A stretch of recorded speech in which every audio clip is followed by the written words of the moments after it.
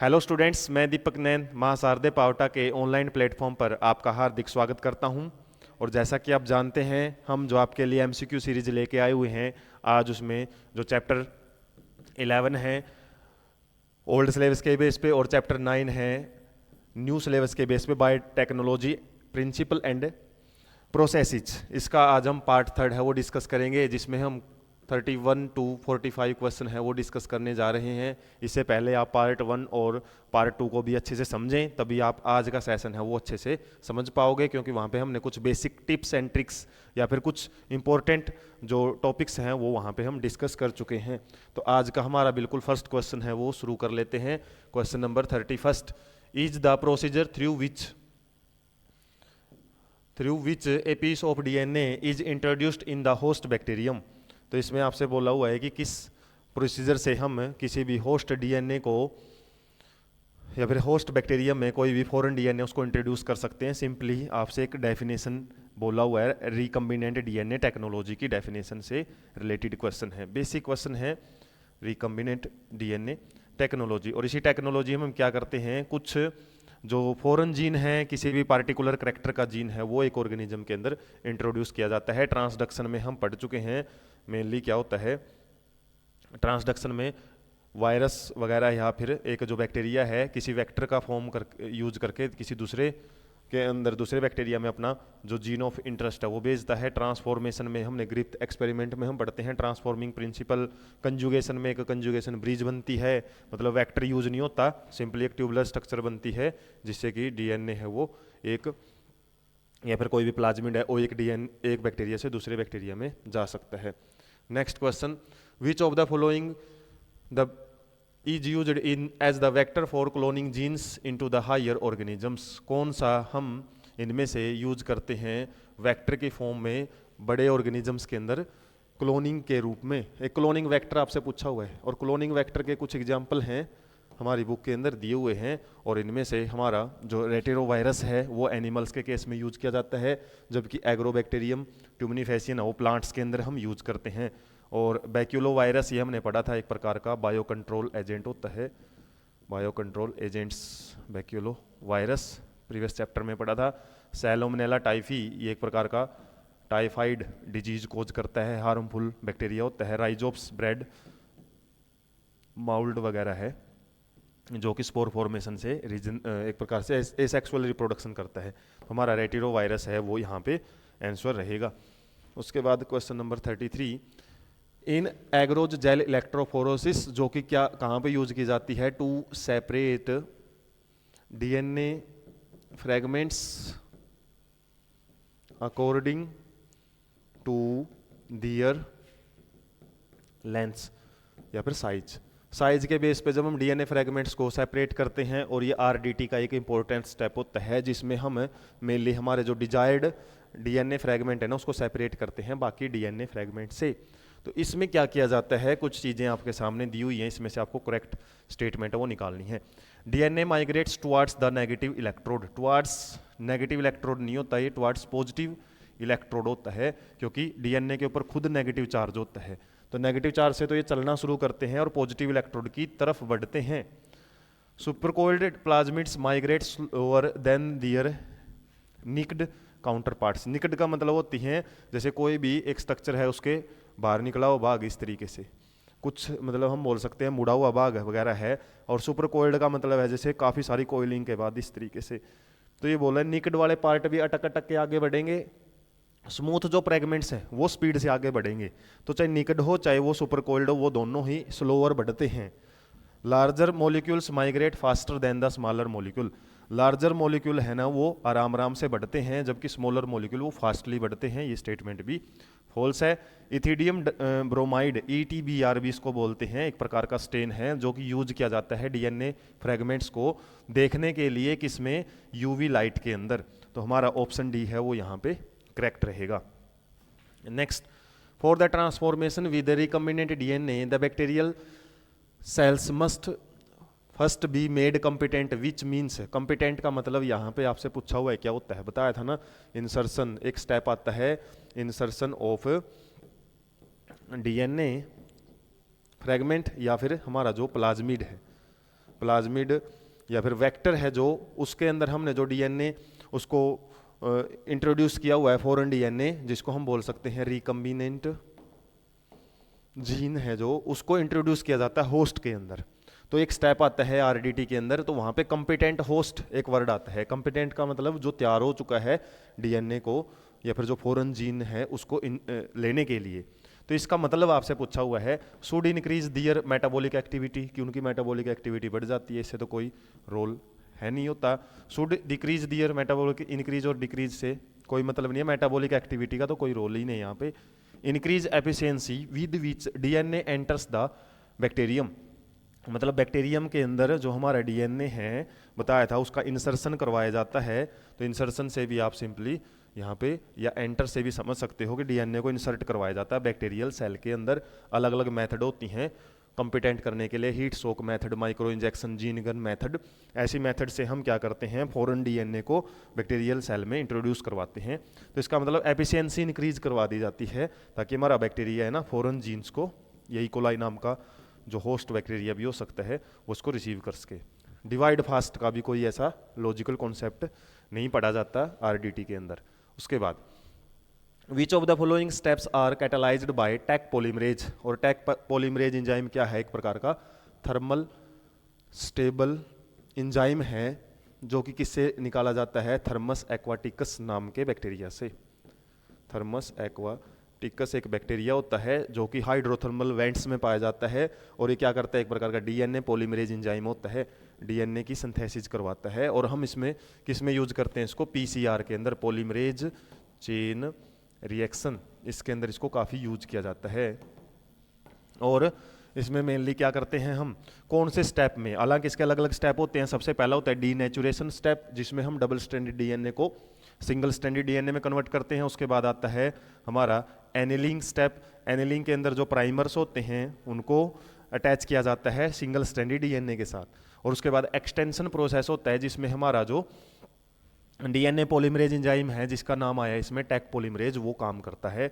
तो ये बोल रहा है आपको किस स्टेप में यूज किया जाता है, हमारा एक्सटेंशन स्टेप में यूज करते हैं। और इनमें टेम्परेचर का भी आपको याद रखना है, 92 या फिर 95 डिग्री सेल्सियस डीनेचुरेशन में किया जाता है। उसके बाद एनिलिंग करते टाइम टेम्परेचर को 55 डिग्री सेल्सियस कर लेते हैं, और उसके बाद फिर 72 या 75 डिग्री सेल्सियस है वो टेम्परेचर बढ़ा दिया जाता है ताकि हमारा एक्सटेंशन प्रोसेस हो वो ज़्यादा से ज़्यादा स्पीड से हो। और उस टेम्परेचर पे सर्वाइव करने वाला जो बैक्टीरिया या फिर जो भी एक एंजाइम है वो हमारी बॉडी में नहीं है। ज़्यादा टेम्परेचर, हमारी बॉडी का टेम्परेचर तो 40 या 37 डिग्री सेल्सियस तक ही काम करता है, लेकिन इस प्रोसेस को हालांकि लैब में किया जाता है तो उसके लिए हमको जो ज़्यादा टेम्परेचर पे स्टेबल रहने वाला जो एंजाइम है DNA polymerase enzyme Taq polymerase, उसकी ज़रूरत होती है। इसलिए इसको ऐसे बैक्टीरिया से निकाला जाता है जो खुद ज़्यादा टेम्परेचर पे रहता है। Next question, question number 36, which of the following should be chosen for the best yield if one were to produce the recombinant proteins in large amount. तो उसको क्या करना पड़ेगा, यदि हम फॉरेन जीन प्रोडक्ट, आगे एक हमारे टॉपिक या फिर हेडिंग डली हुई है बुक में, obtaining the foreign gene product. Foreign gene product को जब हम ऑब्टेन करते हैं उसके अंदर स्टेप्स होते हैं, और स्टेप्स में क्या करते हैं हम बायोरिएक्टर्स यूज करते हैं, बायोरिएक्टर्स। तो बायोरिएक्टर से रिलेटेड क्वेश्चन है कि हम ज़्यादा से ज़्यादा अमाउंट में प्रोटीन को कैसे प्राप्त कर सकते हैं। इसमें है ए कंटिन्यूस कल्चर सिस्टम। एक कंटिन्यूस का मतलब है आपका एक ऐसा सिस्टम होना चाहिए, बायोरिएक्टर एक जगह से तो रॉ मटेरियल है वो इसके अंदर इंट्रोड्यूस करते रहो कंटिन्यूसली, और दूसरी साइड से जो भी प्रोडक्ट है उसको रिमूव करो। क्योंकि ली चैटलियर प्रिंसिपल हम केमिस्ट्री में पढ़ते हैं जिसके अंदर रेट ऑफ रिएक्शन को फॉरवर्ड डायरेक्शन में रखने के लिए ज़्यादा से ज़्यादा जो प्रोडक्ट सिंथेसिस करवाने के लिए या तो हम क्या कर सकते हैं, रिएक्टेंट की कंसंट्रेशन, रॉ मटेरियल को बढ़ा के रखना पड़ता है या फिर प्रोडक्ट की कंसंट्रेशन को कम करके रखना पड़ता है। इसलिए जो प्रोडक्ट जैसे जैसे बनता रहे उसको रिमूव करते रहें, और जो रॉ मटेरियल है वो ज़्यादा से ज़्यादा इसको फीड करवाते रहें, उसी से हमारा जो ज़्यादा से ज़्यादा प्रोडक्ट है वो सिंथेसिस होती है। तो यहाँ पे ए ऑप्शन ही हमारा हालांकि ठीक है। इसके अलावा steered tank bioreactor without inlets and outlets. जब तक इनलेट्स का मतलब रॉ मटेरियल को अंदर डालने वाले पोर्ट्स, खाली जगह, और आउटलेट्स मतलब प्रोडक्ट डालने की जगह ना, तब हम क्या करेंगे, ज़्यादा प्रोडक्ट तैयार नहीं कर सकते, क्योंकि वहाँ पे प्रोडक्ट जैसे ही बनना शुरू होएगा हमारा, तो सिंपली क्या होगा, हमारे जो रिएक्टेंट्स हैं, रिएक्टेंट से प्रोडक्ट तब तक बनता है जब तक कि कंडीशन इक्विलिब्रियम पे नहीं आ जाती। केमिस्ट्री में आप इस कॉन्सेप्ट को ज़्यादा डिटेल से समझते हो, और इक्विलिब्रियम ना आए इसे निकालते रहते हैं। प्रोडक्ट की कंसंट्रेशन कम है तो रेट ऑफ रिएक्शन है जो फॉरवर्ड डायरेक्शन में ज़्यादा रहेगा। इसके अलावा लेबोरेटरी फ्लास्क, अब लैब वाले फ्लास्क में तो हम ज़्यादा प्रोटीन थोड़े बना सकते हैं, कुछ ही मिलीग्राम्स या ग्राम्स के अंदर ही प्रोटीन तैयार कर सकते हैं। ज़्यादा कैपेसिटी में तो हम बायोरिएक्टर यूज़ करते हैं, और बायोरिएक्टर में कुछ ऐसी कंडीशन वो होनी चाहिए कि कंटिन्यूस सप्लाई हो सके उसमें रॉ मटेरियल्स की, और प्रोडक्ट को हम बाहर निकालते रहें। क्वेश्चन नंबर 37 कर लेते हैं। विच of the following statement does not hold true for the restriction enzyme. Restriction enzyme क्या था, एक प्रकार का हमारे न्यूक्लिक एसिड को कट करने वाला एंजाइम होता है, और इसकी आपसे करैक्टरिस्टिक्स पूछी हुई है, सही कौन सी नहीं है, मतलब रॉन्ग स्टेटमेंट आपसे पूछा हुआ है, और ये आपको जरूर पढ़ना होता है एमसीक्यू क्वेश्चंस में कि ट्रू पूछा है या रॉन्ग। तो यहाँ पे आपसे it is isolated from the virus, virus से थोड़े निकालते हैं इसको, बैक्टीरिया से निकाला जाता है ज़्यादातर, इकोलाई नाम के बैक्टीरिया से, और खासकर वायरस से तो बचने के लिए यूज करते हैं ये हमने 2-3 बार कॉन्सेप्ट डिस्कस कर लिया कि जो बैक्टीरिया ना वायरस से बचने के लिए तो एंजाइम बनाते हैं, तो वायरस के अंदर तो एंजाइम होता ही नहीं है। तो हालांकि रॉन्ग स्टेटमेंट हमारी फर्स्ट ही है, फिर भी ये करैक्टरिस्टिक्स जरूर पढ़े यहाँ पे, क्योंकि इन करैक्टरिस्टिक्स के बेस पे आगे क्वेश्चन है वो बन सकता है, या 2 नंबर में आपसे करैक्टरिस्टिक्स पूछी जा सकती हैं। पहले करैक्टरिस्टिक्स क्या है, it produce the same kind of sticky ends. Sticky and क्या होते हैं, जो डीएनए फ्रेगमेंट्स को जब ये करता है ना, तो मान लो तोड़ता है, तो ये इस तरीके से कट करता है कि एक जो फ्रेगमेंट है वो हमारा छोटा कटेगा, और दूसरा फ्रेगमेंट्स है वो इस तरीके से लंबा कटेगा, और ऐसे ही ऊपर वाले फ्रेगमेंट्स और छोटे नीचे वाले फ्रेगमेंट्स, ऐसे इनको स्टिकी एंड बोलते हैं, जो एक जैसे ना हो। मान लो इस तरीके से कट करता तो ये जो जुड़ने में प्रॉब्लम आती, डीएनए लाइगेज है, इजीली इनको बाइंड नहीं कर पाता, तो इस तरीके से एक जो सिरा है ना वो बाहर निकला हुआ होता है, ताकि जो लाइगेज एंजाइम है वो इजीली इसके ऊपर आके काम कर सके। तो स्टिकी एंड को प्रोड्यूस करते हैं, और वो स्टिकी एंड सेम काइंड के होंगे। मान लो हमने एक जो एंडोन्यूक्लियेज एंजाइम यूज किया है, रेस्ट्रिक्शन एंडोन्यूक्लियेज, वो प्लाज्मिड में यूज किया है, और ऐसा ही हमने किसी फॉरेन जीन जहाँ से हमने निकाला है वहाँ पे भी सेम ही यूज किया, तो वो सेम टाइप के स्टिकी एंड प्रोड्यूस करेगा, यहाँ पे भी सेम और यहाँ पे भी सेम, ताकि वो इजिली अटैच हो सके। ये बिल्कुल अच्छी करेक्टरिस्टिक्स है।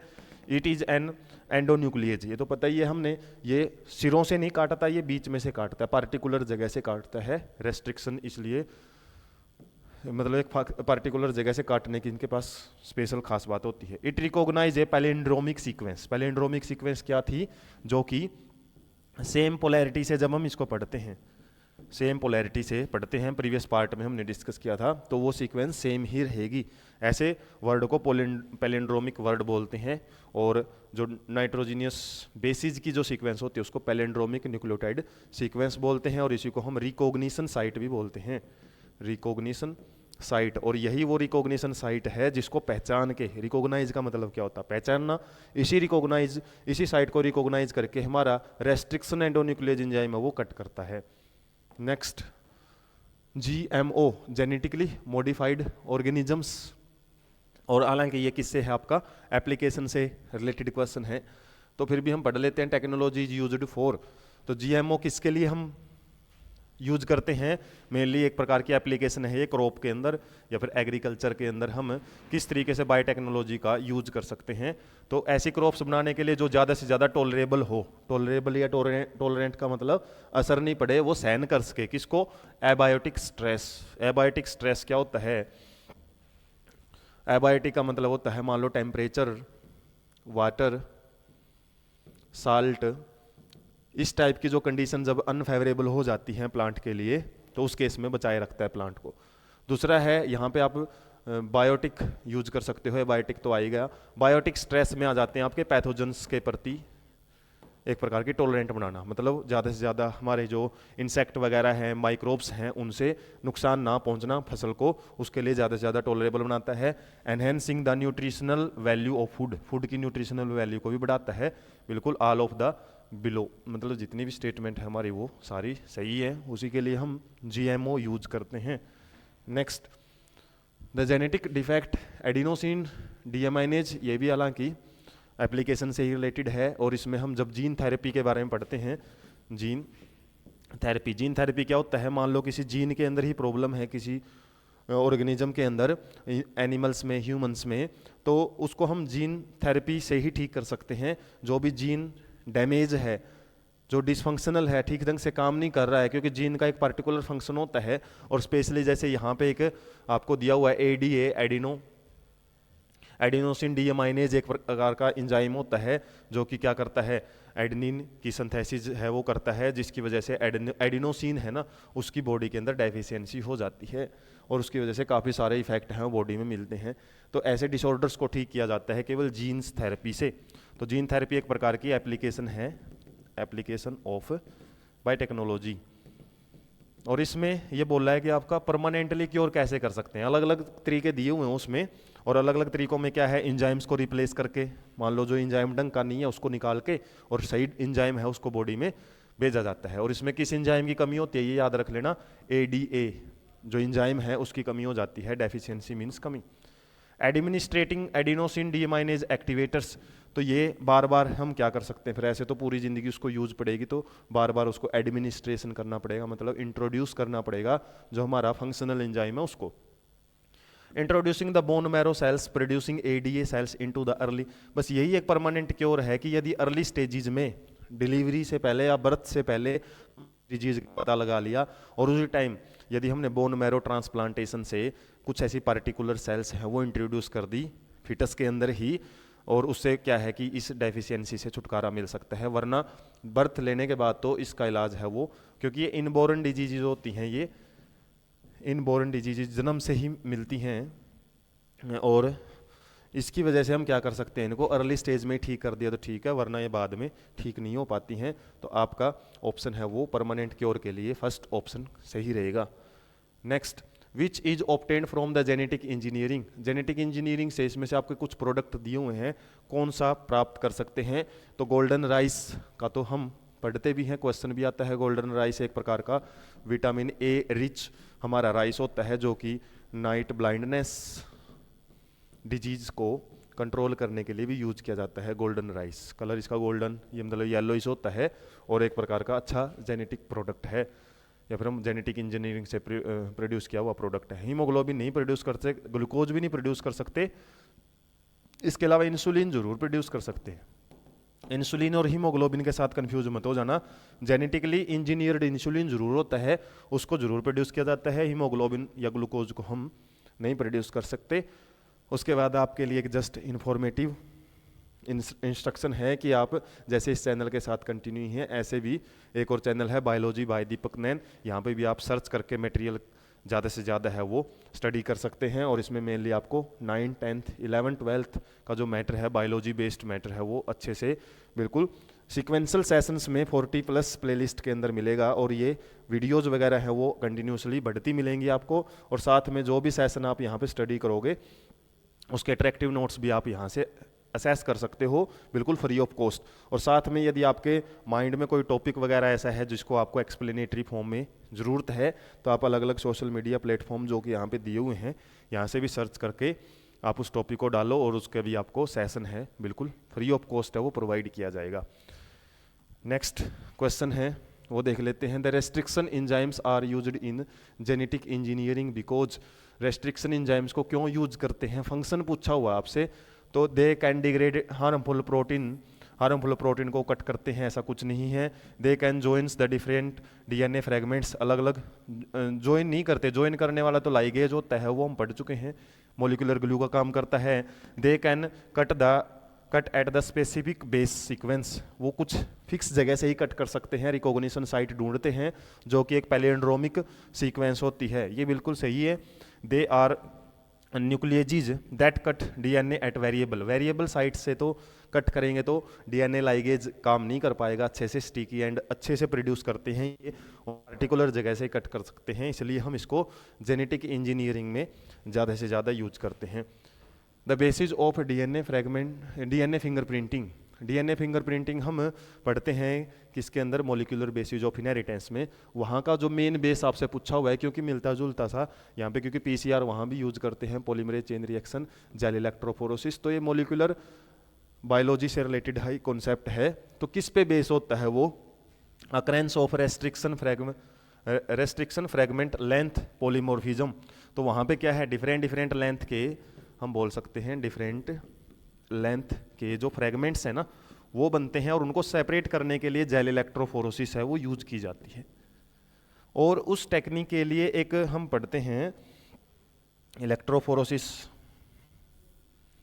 है वो यूज करते हैं, और उसमें हम क्या देखते हैं कि एक बैंड या फिर एग्रोज जेल के ऊपर इस तरीके से बेंडिंग पैटर्न है वो बनते हैं, और बेंडिंग पैटर्न किस पे डिपेंड करते हैं? साइज पे। डीएनए फ्रेगमेंट्स को साइज के बेस पे सेपरेट किया जाता है, और उसके लिए मेन क्या होना चाहिए? रेस्ट्रिक्शन एंजाइम जो यूज किए हैं ना वो क्या होने चाहिए? ऐसे डीएनए को कट करें तो ज़्यादा से ज़्यादा अलग अलग हों, पॉलीमॉर्फिज्म का मतलब अलग अलग लेंथ के, RFLP शॉर्टली इसको बोला जा सकता है। तो उस पे ही हमारा जो बैंड बनते हैं ना इसी पे डिपेंड करता है, यही मेन बेसिस है। हालांकि आंसर ए ही ठीक है, फिर भी पढ़ लेते हैं। Phenotypic difference between the individual. Phenotypic difference तो हमारे बहुत ज़्यादा अलग है, एक इंडिविजुअल दूसरे से बहुत ज़्यादा अलग अलग होता है, लेकिन ये छोटे से सैंपल पे। फिंगरप्रिंटिंग का मतलब क्या है? स्मॉलेस्ट, थोड़े से थोड़े अमाउंट में भी सैंपल यदि हमारे पास है ना उससे भी हम ऑर्गेनिज्म का इजिली पता लगा सकते हैं। Availability of cloned DNA. Clone DNA हो तो उसके लिए तो डीएनए फिंगरप्रिंटिंग कर ही नहीं सकते हम, क्योंकि डीएनए फिंगरप्रिंटिंग में फ्रेगमेंट्स का साइज अलग अलग होना चाहिए। Knowledge of human karyotype. Karyotype का मतलब होता है ऑल द क्रोमोसोम पेयर्स। जो क्रोमोसोम पेयर्स है हमारी बॉडी में 23, उनकी अच्छी से स्टडी, उनकी स्ट्रक्चर्स की स्टडी उसकी ज़रूरत होती है। ऐसा कुछ नहीं है, फ्रेगमेंट्स से ही बेस्ड है सारा का सारा खेल, और फ्रेगमेंट्स की लेंथ क्या होनी चाहिए? अलग अलग, उसी को हम पॉलीमॉर्फिज्म बोलते हैं। Question number 43, the recombinant DNA is obtained by cleaving the pro DNA. Pro मतलब प्रीवियस डीएनए को कट करके हम रिकम्बिनेंट डीएनए है वो बनाते हैं। क्या यूज करके बनाते हैं? ये बोला है आपसे प्राइमेज। प्राइमेज क्या है? ये प्राइमर के केस में यूज करते हैं हम। एनिलिंग के स्टेप में एक्सोन्यूक्लियस ये साइड से कट करता है, लाइगेज ज्वाइन करता है, और रेस्ट्रिक्शन एंडोन्यूक्लियस ये स्पेसिफिक जगह से कट करता है। तो इसमें यही बोला है, क्लीविंग का पूछा है इसने। ज्वाइनिंग का पूछता तो लाइगेज के साथ में चलते, क्लीविंग का पूछा है तो रेस्ट्रिक्शन एंडोन्यूक्लियस एंजाइम है वो यूज किया जाता है। Next, which of the following is related to the genetic engineering. Genetic engineering से क्या जुड़ा हुआ कॉन्सेप्ट है? म्यूटेशन। तो क्या होते हैं? कुछ सडन इनहेरिटेबल चेंजेस होते हैं डीएनए में जो जनरेशन आफ्टर जनरेशन ट्रांसफर हो सके। प्लाज्मिड हमने पढ़ा है, एक प्रकार का वेक्टर का काम करता है, ये कुछ बैक्टीरिया से हम यूज करते हैं। इसके ऊपर काफ़ी सारे सिलेक्टेबल मार्कर के रूप में एंटीबायोटिक रेजिस्टेंस जीन भी प्रेजेंट होते हैं, ORI भी होता है, क्लोनिंग साइट्स भी होती हैं, काफ़ी सारे करेक्टरिस्टिक्स आते हैं वेक्टर के। क्लोनिंग वेक्टर भी बोला जाता है इसको, क्लोनिंग वेक्टर। प्लास्टिड तो क्या है? क्लोरोप्लास्ट जैसे होता है, एक प्रकार से प्लांट सेल ऑर्गेनेली है। हेट्रियोसिस ऐसा कुछ वर्ड है वो आप सर्च कर सकते हो, हालांकि एनसीईआरटी में तो इस टाइप का वर्ड आया नहीं है, तो आपका आंसर रहेगा वो प्लाज्मिड रहेगा क्वेश्चन नंबर 44 का। लास्ट क्वेश्चन है आज के सेशन का और चैप्टर का भी। The plasmids are suitable vectors for gene cloning. Plasmids को सुटेबल माना जाता है किसके लिए? ताकि ज़्यादा से ज़्यादा जीन क्लोनिंग हो। उसकी ऐसी कौन सी खास बात है इनके अंदर, वो आपसे पूछी हुई है। These are small circular DNA molecule, ये बात ठीक है। एक्स्ट्रा क्रोमोसोमल डीएनए भी इनको बोला जाता है बैक्टीरिया के अंदर। Which can integrate with host chromosomal DNA, जो किसी भी होस्ट सेल में इजिली मिल सकें, इंटीग्रेट हो सकें। तो मिल जाते हैं ये होस्ट में, हमने देखा था इंसर्शन किया जाता है हीट शॉक मेथड वगैरह यूज करके। These are small circular DNA molecules with their own replication origin site। तो इनकी खुद की ओरिजिन ORI साइट होती है और वहाँ से रेप्लिकेशन कर सकते हैं, बात ये भी ठीक है हालांकि। लेकिन इनको वेक्टर के फॉर्म में क्यों यूज करते हैं ये बोला है इन्होंने। वेक्टर का मतलब तो यही नहीं एक जगह से दूसरी जगह लेके जाएं, ऐसा नहीं है कि ORI ना, इनकी खास बात जरूर है, लेकिन वेक्टर के केस में हमने एक जगह से दूसरी जगह पहुंचाना है तो उसके लिए तो इनको क्या करना पड़ेगा, जो भी होस्ट डीएनए उसके साथ इंसर्ट होने का गुण है वो इनके पास होना चाहिए। These can subtle between, subtle का मतलब है जो आवाजाही रखे, जैसे स्पेस सटल होते हैं, मतलब स्पेस में कोई भेजना है, स्पेस से कोई लेके आना है तो उनको स्पेस शटल बोला जाता है। दोनों जगह ही आवाजाही होनी चाहिए, और ऐसा नहीं होता प्रोकैरियोटिक टू यूकैरियोटिक और यूकैरियोटिक टू प्रोकैरियोटिक, ऐसा नहीं होता। ये सिंपली होंगे तो प्रोकैरियोटिक टू प्रोकैरियोटिक ही होते हैं। वो बात अलग है कि हम यूकैरियोटिक ऑर्गेनिजम्स में भी इनका जेनेटिक इंजीनियरिंग में यूज कर लेते हैं। तो शटल का काम तो नहीं करते हैं, कहने का मतलब ये है अपने आप नहीं करेंगे, और हम एक बार इनको बेचते ही हैं, बस वहाँ से उसका प्रोडक्ट है वो निकलवा लेते हैं। These often carry antibiotic resistance gene. बात ये भी ठीक है कि इनके पास एंटीबायोटिक रेजिस्टेंस जीन होते हैं, लेकिन वेक्टर्स की फॉर्म में, क्योंकि यदि आ जाता सिलेक्टेबल मार्कर्स की फॉर्म में क्यों यूज करते हैं, फिर ये बात आ जाती है हमारी। और इसके अलावा ये रेप्लिकेशन क्लोनिंग का काम क्यों कर पाते हैं, क्लोनिंग का काम क्यों कर पाते हैं वेक्टर्स, फिर आपका बी ऑप्शन ठीक हो जाता। तो डिपेंड करता है कि आपसे पूछा क्या गया है। तो इस तरीके से हमने आज पार्ट 3 है वो भी डिस्कस कर लिया है। और ऐसे ही इंटरेस्टिंग सेशन के लिए आप चैनल के साथ जुड़े रहें, और साथ में biology by Deepak Nain channel है उसको भी सब्सक्राइब जरूर करें। और इससे फर्दर हमारा जो बायोटेक्नोलॉजी एंड इट्स एप्लीकेशन के पार्ट भी आपको ऐसे ही कंटिन्यूसली मिलेंगे। तब तक चैनल के साथ जुड़े रहें और वीडियो को ज़्यादा से ज़्यादा दोस्तों के पास शेयर करें। Thank you so much.